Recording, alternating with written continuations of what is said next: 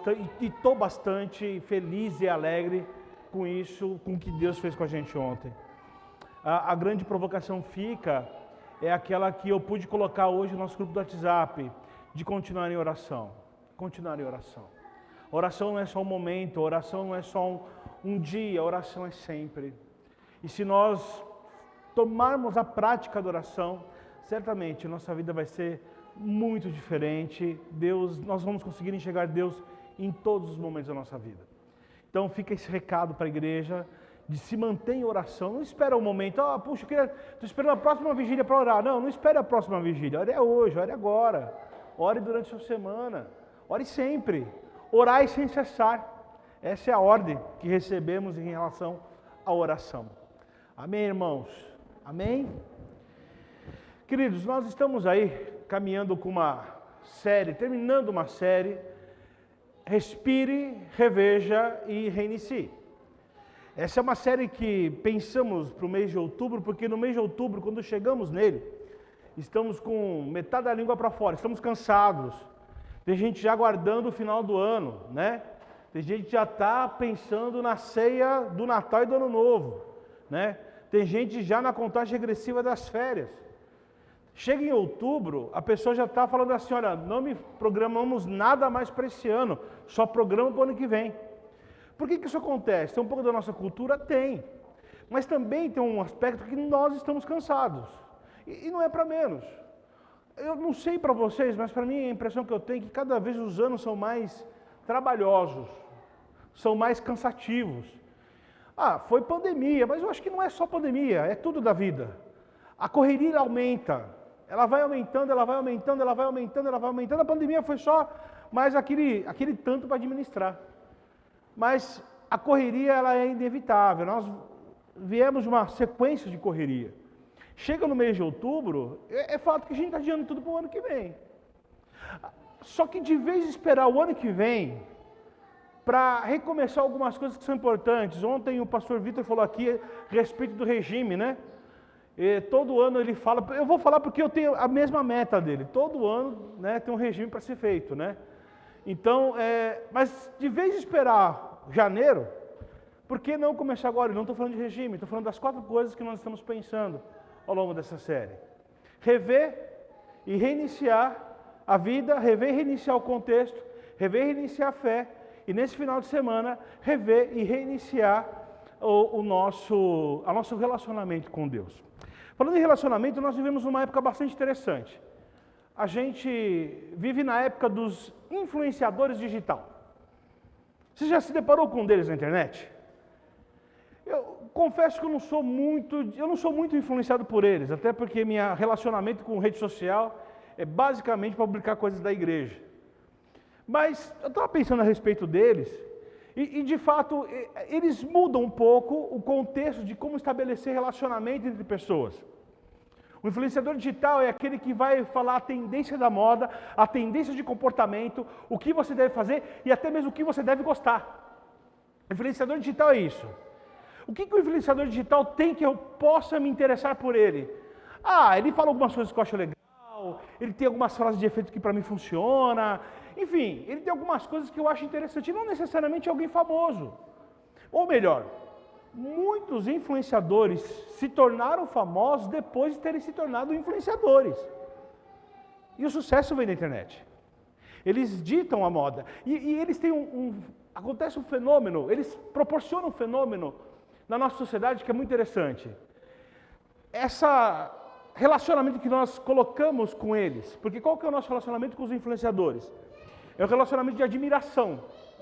É um relacionamento platônico, que nós ficamos olhando para eles e admirando. Puxa, eu queria ser igual a ele, eu queria ser igual a ela, eu queria fazer isso. Tanto é que eles vão lá e divulgam, olha, a camisa que eu uso é essa, eu vou viajar por essa empresa, me deram esse tênis aqui, que legal. E você vai lá e compra. Eu não, né? Porque eu não tenho esse dinheiro todo, mas quem tem vai lá e compra.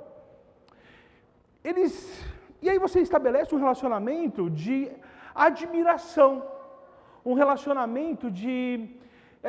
puxa, eu quero ser igual a ele. E isso vem para o nosso dia a dia. O que eu quero dizer com isso?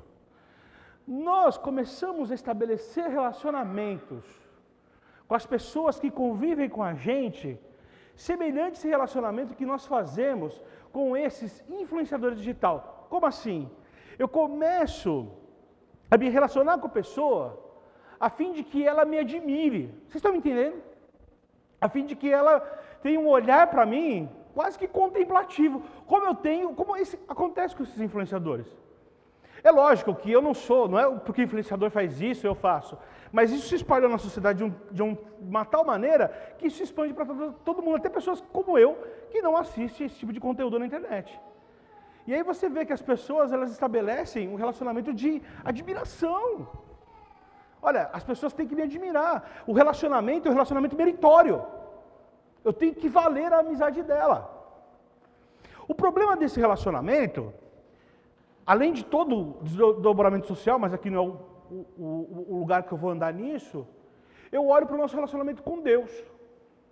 E aí queremos estabelecer um relacionamento com Deus da mesma maneira que os influenciadores digital estabelecem um relacionamento conosco. Queremos que Deus nos admire. Queremos que Deus olhe para os nossos méritos. Queremos que Deus, Ele tenha orgulho de nós. Nos colocamos uma espécie de filho preferido de Deus. E eu sou de uma época, há muitos anos atrás, que as pessoas colocavam adesivo no carro. Hoje eu não vejo mais isso, só nos carros muito antigos. Eu sou filho do rei. Traz toda uma filosofia de que o meu relacionamento com Deus é quase que único, se você não é tão bom o seu relacionamento quanto o meu. Mas é um relacionamento puramente meritório. Deus, eu mereço ser filho de Deus, eu mereço que Deus me abençoe, eu mereço que Deus dê a sua atenção para mim.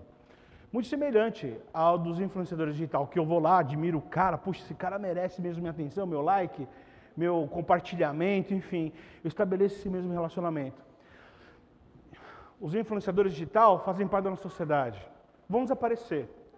O problema é que esse tipo de relacionamento com Deus, que a gente quer que Deus nos admire, quer que Deus olhe para nós com esse olhar diferenciado, existe bem antes dos influenciadores digital. E vai existir bem depois dos influenciadores digital. Por isso que eu quero te convidar a pensar comigo, respire e reinicie o relacionamento com Deus. Para isso, abra sua Bíblia, por gentileza, em Marcos, é o texto que o pastor Vitor leu aqui no início do culto, Marcos, no capítulo 10, a partir do versículo 17, por favor. Vou ler novamente o texto que o Vitor leu. Preste atenção, minha Bíblia está na NVI, uma tradução um pouco mais diferente. A mesma tradução que ele leu, inclusive. Está escrito o seguinte: quando Jesus ia saindo, um homem correu em sua direção e se pôs de joelho diante dele e lhe perguntou: bom mestre, que farei para herdar a vida eterna? Respondeu-lhe Jesus: por que você me chama de bom? Ninguém é bom a não ser um que é Deus. Você conhece os mandamentos: não matarás, não adulterarás, não furtarás, não darás falso testemunho, não enganarás ninguém, honra teu pai e tua mãe. Ele declarou: mestre, em tudo isso eu tenho obedecido desde a minha adolescência. Jesus olhou para ele e o amou. Falta-lhe uma coisa, disse ele: vá, venda tudo o que você possui e dê o dinheiro aos pobres, e você terá um tesouro no céu. Depois venha e siga-me. Diante disso, ele ficou abatido e afastou-se triste, porque tinha muitas riquezas. Depois a gente lê a segunda parte desse texto. Eu olho para essa primeira parte e eu olho com a seguinte afirmação: precisamos reorganizar, ajustar alguns dos nossos conceitos no que se refere ao relacionamento com Deus. Mas vamos olhar diante desse rapaz. A gente geralmente condena muito fácil esse rapaz. Mas quando a gente vai olhar para esse rapaz, ele é uma boa pessoa. Ruim ele não é. Veja, ele é um rapaz esforçado. Se você olhar aqui o texto junto comigo, você vai ver que ele fala assim para Jesus, depois que Jesus fala assim: olha, mestre, ele chega lá diante de Jesus, se ajoelha na frente de Jesus, faz uma cena diante de Jesus. Para com isso, bom é só Deus, levanta aí, meu cara. O que eu faço para herdar a vida eterna? Aí Jesus fala: você pode os mandamentos. Aí ele fala: tudo isso eu tenho feito desde a adolescência. Ele é esforçado, ele se esforça. Outra coisa, a gente vai ver que ele é um rapaz rico. Um rapaz rico Tem a questão da herança, mas tem a questão do trabalho. Ou ele é rico através do trabalho que ele teve e ganhou fortuna, ou ele é rico e trabalha para manter a sua herança estável. Ele é rico. Ele é esforçado. Ele faz a parte dele certa. Esse rapaz também, ele é um rapaz respeitado. Lá em Lucas 18, vai falar que chegou uma pessoa, em algumas traduções fala que chegou um dos príncipes, alguém de boa fama. As pessoas ali o respeitavam. Ele tinha ali um certo status social que era bom. Ele tinha uma boa fama. Uma outra coisa, ele tinha virtudes, e de fato ele tem virtudes. Gente, ele não mata, ele não furta, ele honra pai e mãe, e faz tudo desde menino. É um rapaz bom. Ele não vai lá tacar uma pedra em Jesus, ele vai lá, se ajoelha na frente de Jesus e fala: mestre, o que eu faço para herdar o reino dos céus? A preocupação dele era ir para o céu. Esse rapaz é bom, ele tem virtudes, ele está interessado na salvação. Outra qualidade dele. Ele não vai lá fazer uma pergunta para tentar pegar Jesus no pulo. Não vai. Jesus inúmeras vezes passa por algumas pessoas que querem pegar ele no pulo. E aí, tem que pagar imposto ou não? Sabe essas perguntinhas que fizeram para Jesus? Esse cara não, esse cara, Senhor, como que eu faço para ir para a vida eterna, para ele dar o reino dos céus? Ele estava interessado no que ia acontecer depois da vida dele. Por fim, ele foi para o encontro de Jesus, gente. Ao contrário de outros, ele vai em direção a Jesus. Ele procura Jesus. Jesus não é o acaso que acontece, ele vai, ele chega em Jesus. Ele é uma boa pessoa. Ele não tem problema de índole, ele não tem problema no caráter. Ele não tem. Ele é aprovável naquilo que ele é. E eu não estou sendo nem um pouco irônico, isso é verdade. É o texto bíblico que está me falando isso. Só que tem um porém. Ele estava enganado. Ele estava bem enganado. O primeiro engano dele é a respeito da salvação. Quando ele fala assim: Senhor, o que eu faço para dar o reino dos céus? E Jesus fala assim: guarda todos esses mandamentos. Isso eu tenho feito desde a minha adolescência. Mas quando ele fala para herdar o reino dos céus, é no sentido de que ele entende que a salvação é meritória. O que ele precisa fazer para ele chegar lá. O que ele tem que fazer, mais do que ele já faz, para chegar lá. Tanto é que Jesus vai me falar: olha, falta uma coisa. Ele fala: fala isso, o que está faltando? Que a gente corre atrás. Ele tem um conceito bastante complicado em relação à salvação. Além disso, ele tem um problema muito errado em relação a si mesmo. Ele não se vê como um pecador. Eu tenho feito tudo isso desde a minha adolescência. Ele não pensou duas vezes para falar isso para Jesus. Ele não se vê como um pecador, ele fala: às vezes eu dou uma rateada, às vezes... Não, ele falou: não, eu estou andando tudo certinho faz muito tempo. Ele tem outro problema, o olhar dele em relação a Jesus. Ele chega para Jesus, ele se ajoelha na frente de Jesus, ele fala: bom mestre. Ele não está olhando Jesus como o Deus Filho encarnado. Ele olha Jesus como um rabino. Ele olha Jesus como o mestre, como outros mestres que haviam lá. Ele chega lá com uma pergunta que ele faria para um rabino. Inclusive, o bom mestre que ele faz é para fazer uma entrada para o rabino poder aceitá-lo, a fim de que ele possa ter uma conversa com esse rabino. Ele não fazia a menor ideia que era Jesus. Ele não sabia da acessibilidade de Jesus. Ele não conhecia a respeito da sua origem de Jesus, nem o propósito de Jesus. Ele via Jesus apenas como mais um rabino. Além disso, será que falhou aqui? Opa!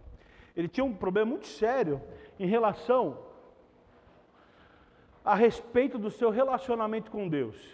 Pronto, agora vai funcionar. A respeito do seu relacionamento com Deus. Ele chega diante de Jesus perguntando o que ele poderia fazer para ser salvo. Veja, essa pergunta ela fala mais do que a fazer coisas, mas ele via Deus como alguém que poderia prover algo que ele precisava. Quando Jesus vai corrigir e falar assim, olha, bom é só Deus, é para ele rever como ele estava pensando a respeito do Senhor. Ele não tinha clareza quem era Deus. Para aquele rapaz, como qualquer jovem estudioso da época de Jesus, Deus era uma espécie de ente sobrenatural que estava dentro do templo, que é acessado apenas pelo sacerdote e sumo sacerdote. E que quando ele saía, ele falava a respeito desse Deus e ele acreditava no que esse sacerdote dizia. Ele não tinha acesso ao que era Deus de verdade. Ele tinha um problema muito sério em relação ao que era Deus. Alguns conceitos dele precisavam ser mudados. Eu olho para esse jovem que Jesus está conversando, e a minha questão é muito simples. O quanto nós somos diferentes desse rapaz. Muitos ainda acham que a salvação é uma espécie de maratona na qual quem chegar primeiro vai ser salvo. Tem pessoas que ainda acreditam que apenas o sacrifício de Cristo na cruz, ela não é suficiente para a salvação. Eu preciso fazer coisas, eu preciso correr, eu preciso ter alguns méritos. Cristo, ele morre na cruz a fim de que nós fôssemos salvos, é o sacrifício dele. O meu melhor exemplo que eu posso dar para vocês é o ladrão da cruz. O cara estava condenado, ele estava errado. Ele fala, eu acredito que o Senhor é Jesus, então verdadeiramente digo hoje que estarás comigo no paraíso. Ele é salvo ali. Na verdade, é o único cara na Bíblia que a gente tem certeza em relação à salvação, porque Jesus fala isso para aquele rapaz. Não deu tempo de ele fazer as boas ações, era ali naquele momento. A salvação é algo que Deus nos dá, não foi algo conquistado por nós. Foi algo que Deus nos entregou, porque nós não teríamos condições nenhuma de nos salvar. Eu não tenho mérito na salvação. Eu só fui alvo do amor incondicional de Deus por mim. Nós também temos um problema muito sério em relação a nós mesmos. Achamos que não somos pecadores. Porque aí eu começo a fazer uma espécie de checklist na minha mente, falo assim, olha, eu vou na igreja, eu dou o dízimo, eu abraço o velhinho, beijo criança, eu sou um bom cidadão, amo minha mulher, checklist. E na verdade não é isso. Eu tenho um olhar hipócrita em relação àquilo que eu sou. Nós, toda a ceia do Senhor, nós fazemos aqui, repetimos uma frase que é assim, examine-se o homem a si mesmo. Paulo fala isso em Coríntios. Quando Paulo fala isso assim, para isso lá em Coríntios, e a gente fala isso na ceia, é para o homem olhar para si mesmo com um olhar verdadeiro, sem hipocrisia. Sem querer botar debaixo do tapete os erros dele. Um olhar verdadeiro. E se eu achar erros? E aí, se você achar erros, você pede perdão ao Senhor. É assim que funciona. Se arrepende e peça perdão. É simples assim. Mas nós temos dificuldade de olhar para isso. Nós também temos um olhar muito equivocado a respeito de Jesus. Colocamos Jesus distante. Ou a gente tem uma visão de Jesus, do filósofo Jesus, da figura Jesus. Olhamos para Jesus de um jeito bastante equivocado, até mesmo em relação a Deus. Nós não temos um Pai do céu. Temos um Deus. Alguns acreditam em Deus como uma espécie de vingador, pronto com uma espada na mão e um porrete na outra. Né? Se você vacilar, é um dos dois que toma. Também esquecemos que Deus é o grande justificador da nossa salvação.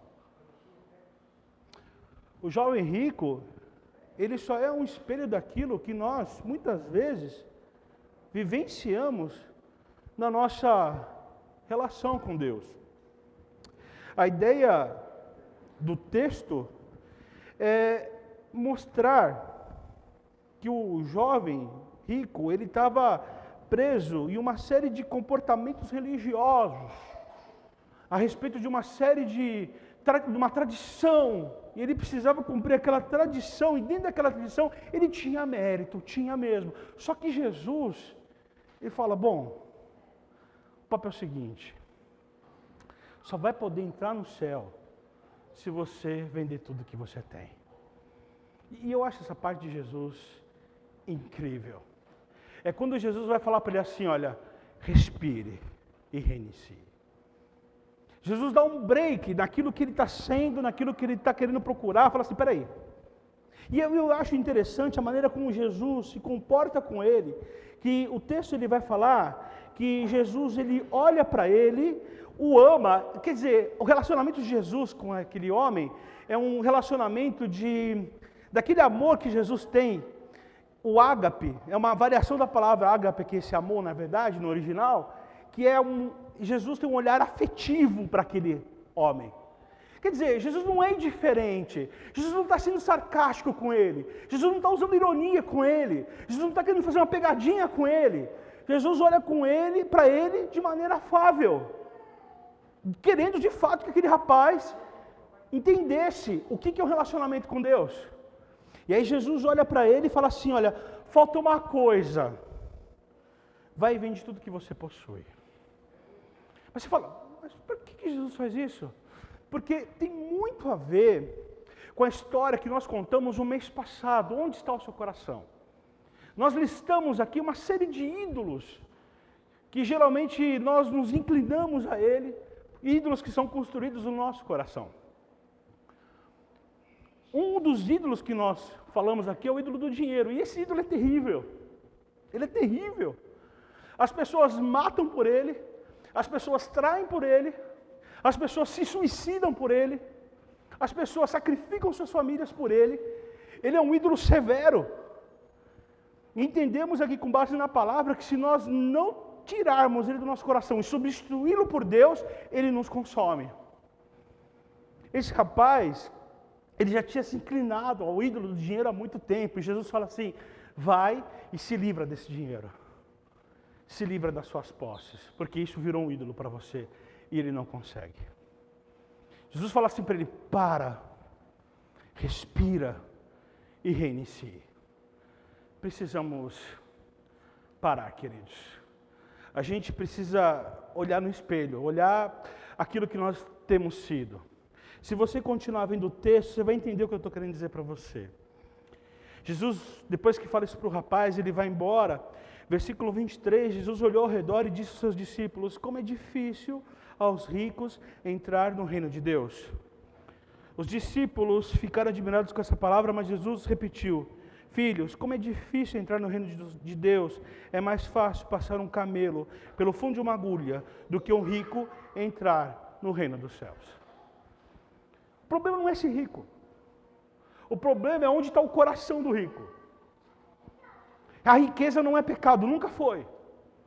O problema é quando a riqueza, ela toma o lugar de Deus no seu coração. Tem gente que fala, não sou pegado ao dinheiro. Não sou pegado ao dinheiro. Mas entrega a sua vida para conquistar o dinheiro. Eu não sou pegado ao dinheiro. Mas sacrifica a tua família para ter o dinheiro. Jesus está falando aqui que os ricos, aqueles que inclinaram seu coração à riqueza, eles não entram no reino dos céus, porque o Senhor deles é outro, não é Deus. É mais fácil um camelo passar por um buraco de uma agulha, sabemos que é impossível, então a impossibilidade é tão grande quanto. Precisamos olhar no espelho, ver aonde o nosso coração está inclinado. Eu falei de riqueza, mas às vezes o nosso coração, e aí, não sei se vocês estão notando, o Espírito Santo incomoda os mensageiros desse púlpito a repetirem a série do mês passado aqui, quase que cronicamente. E fala de novo, aonde está o seu coração? Para quem está sendo inclinado o seu coração? No meu relacionamento com Deus, se Deus tem uma coisa, Ele exige um relacionamento único com Ele, Ele exige exclusividade. No politeísmo não, você pode ter vários deuses. No politeísmo está tudo certo. Você pode entregar um sacrifício lá e um sacrifício aqui. Para Satanás está tudo certo. Você pode ir lá adorar a Deus e você pode vir aqui me adorar. Eu não preciso de 100%, eu com 1% estou feliz. Deus exige exclusividade. Deus exige exclusividade porque Ele sabe que se nós dividirmos o nosso coração, nós seremos escravizados facilmente pelos outros ídolos. Para ser escravizado, eles precisam apenas de 1% do nosso coração. Começa com 1%, é claro, isso vai se espalhando. Além de olhar no espelho, a gente precisa rever a nossa motivação. A gente precisa parar e ver todas as nossas motivações no relacionamento com Deus. A gente está fazendo Deus, eu já falei isso aqui inúmeras vezes, de um gênio da lâmpada, e na verdade nunca foi essa a proposta. Deus é o Pai do céu, que manda o seu Filho a fim de morrer na cruz pelos nossos pecados. Ele nos promete perdão dos pecados e vida eterna. É o que Ele nos promete. Mas estamos olhando, porque queremos as bênçãos de Deus. Eu quero resolver minha vida financeira, eu quero resolver minha vida conjugal. Eu quero conquistar coisas. Eu preciso rever minha motivação em relação a Deus. Meu relacionamento com Deus são com as motivações erradas.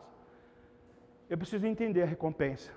Se você continuar olhando o texto aqui, Jesus vai ver o texto, versículo 24.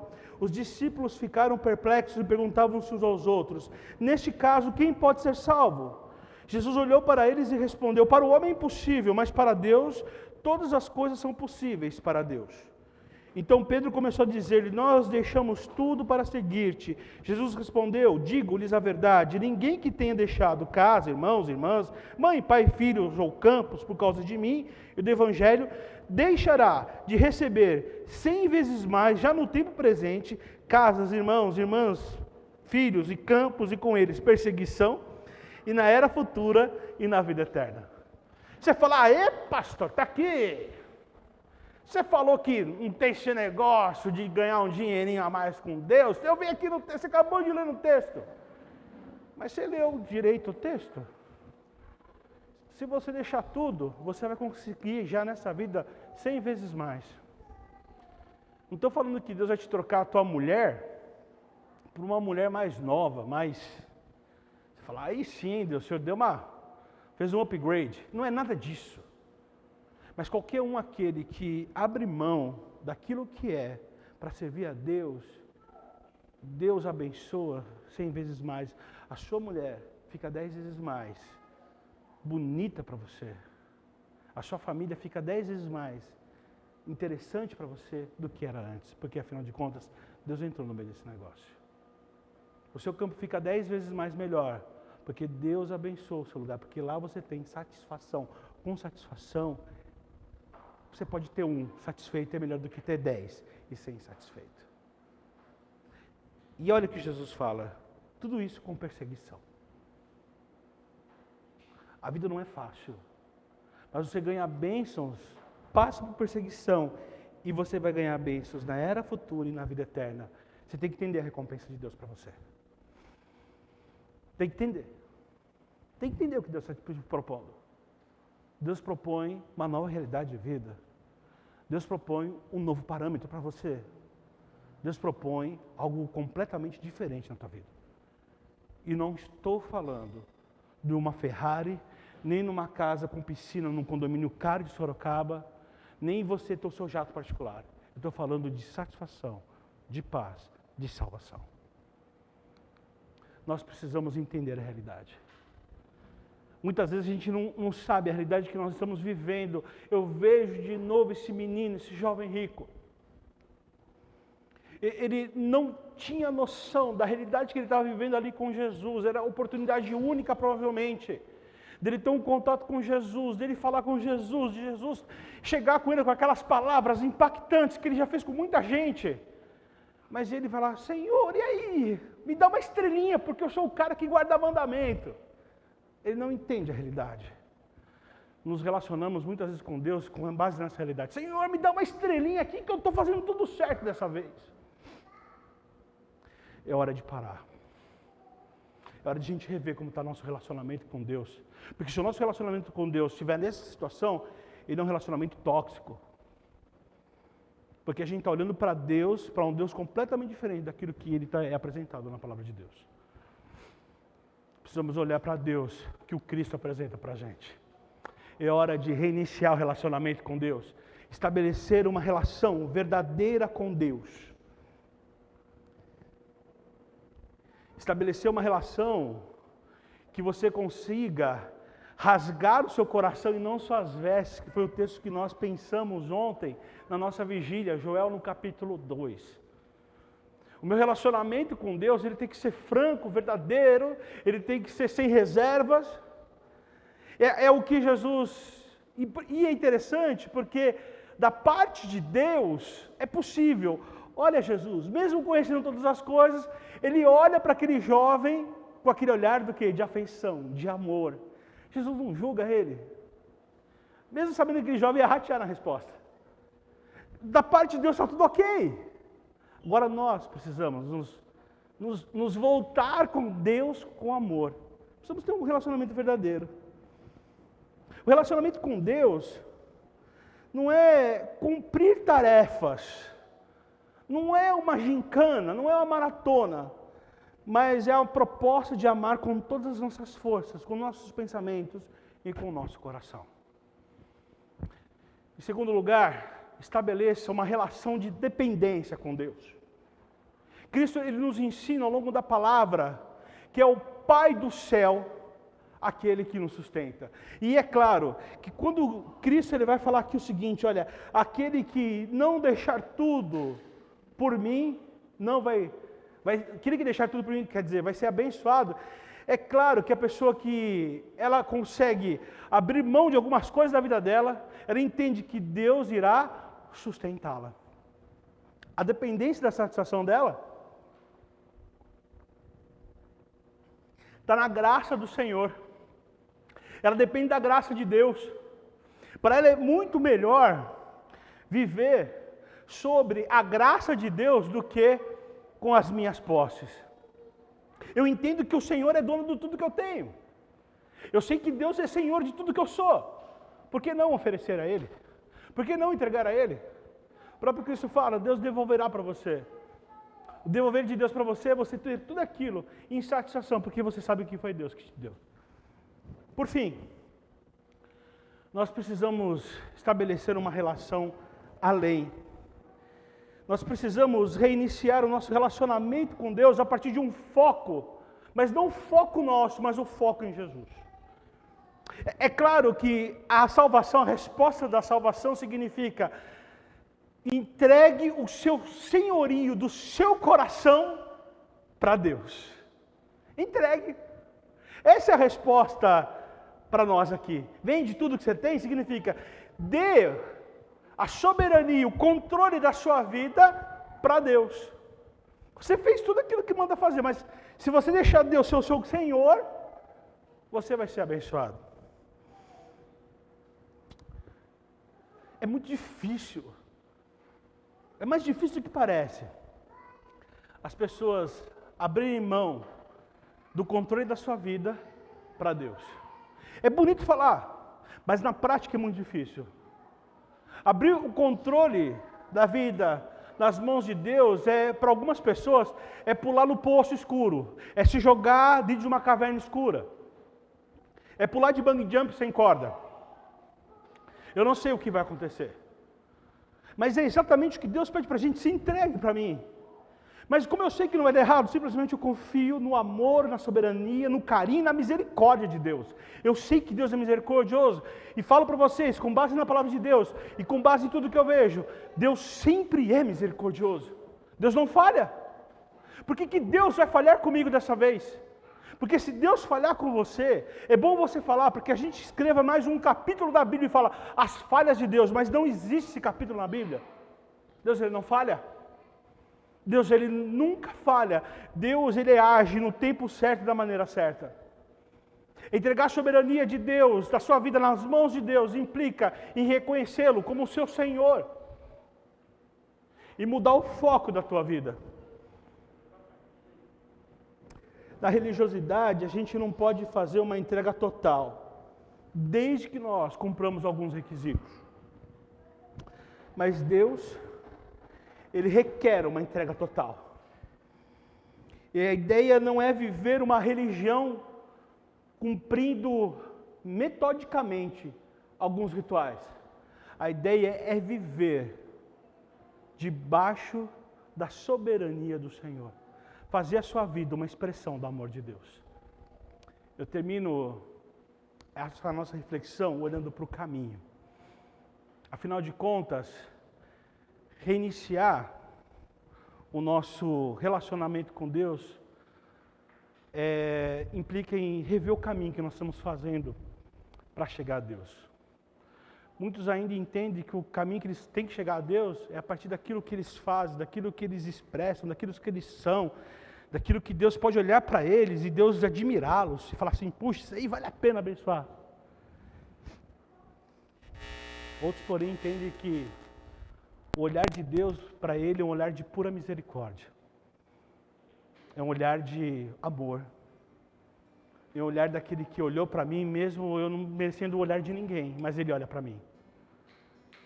Deus, ele não vê o melhor que há em mim, mas Deus vê aquilo que eu posso ser transformado a partir do poder dele. Por isso que é bom a gente rever o caminho que a gente está fazendo com Deus. E a melhor maneira de a gente rever o caminho é olhar para João 14, o famoso João 14, de 6 a 7.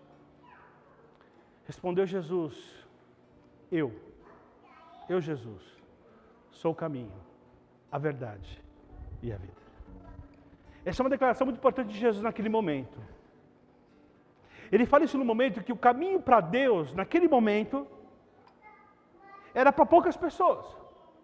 Que precisavam entrar dentro do templo, ter o seu sacrifício expiado através de uma outra pessoa, e o contato com Deus para eles não era direto, eles precisavam de um sacerdote para fazer o contato com Deus.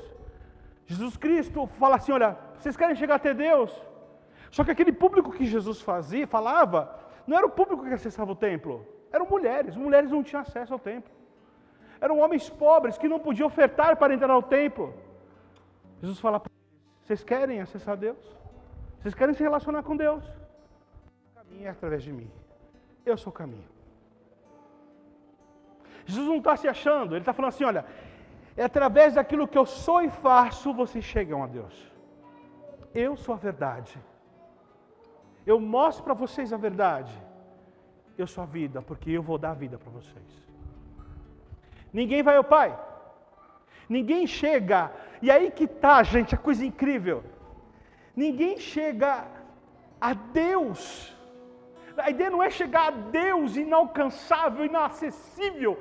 Não é chegar a Elohim. Mas é chegar no Pai do céu. Ninguém vai ao Pai a não ser por mim. E aí ele vai falar uma coisa que é incrível, a partir do versículo 7. Se vocês realmente me conhecessem, se vocês se derem o trabalho de conviver comigo, de ver quem eu sou, de ver a minha essência, vocês conheceriam também o meu Pai. Já agora, quando vocês olham para a minha essência, olham para mim, vocês o conhecem e o têm visto. Quem olha Jesus, olha o Pai. Quem convive com Jesus, convive com o Pai. Jesus é o caminho para chegar no Pai. Ora, Jesus é aquele que morre na cruz pelos nossos pecados. Jesus é aquele que nos acolhe. Jesus é aquele que nos busca. Jesus é aquele que chega nas pessoas que não são merecedoras. É o que toca em leprosos. Essas pessoas não mereceriam. Eles não têm méritos para chegar diante do Pai. Então que relacionamento que é esse? Se os méritos não contam mesmo. Relacionamento com Deus, baseado apenas no amor dele, através de Jesus, por nós. É hora de reiniciar o relacionamento com Deus. Relacionamento com o Pai. Não olhar para aquilo que Deus pode admirar em você, mas olhar para o grande amor de Deus direcionado para cada um de vocês. Baixe sua cabeça e feche seus olhos. Meu Deus e Pai, a gente se depara, Senhor, com a sua verdade, quando o Senhor Jesus traz essa situação do jovem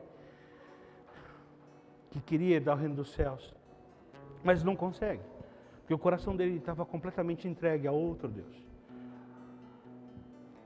A relação contigo, Senhor, a relação contigo, ó Pai, ela exige exclusividade no declínio do nosso coração. Ela exige confiança. Ela exige fé. Ela exige que nós sejamos verdadeiros e francos contigo. Exige que nós olhemos para o Senhor da maneira como o Senhor é e tenhamos uma clareza do que nós somos. Exige verdade. E precisamos alcançar tudo isso, não pelas nossas forças, mas pela Tua força, Jesus. E o Senhor está aqui, a proposta é essa mesmo. É o Senhor nos ajudar nesse caminho, a fim de estabelecermos um relacionamento contigo. Não é no futuro o relacionamento, é hoje, é agora. A partir do momento que nós nos deparamos contigo, Jesus, o relacionamento com Deus é estabelecido.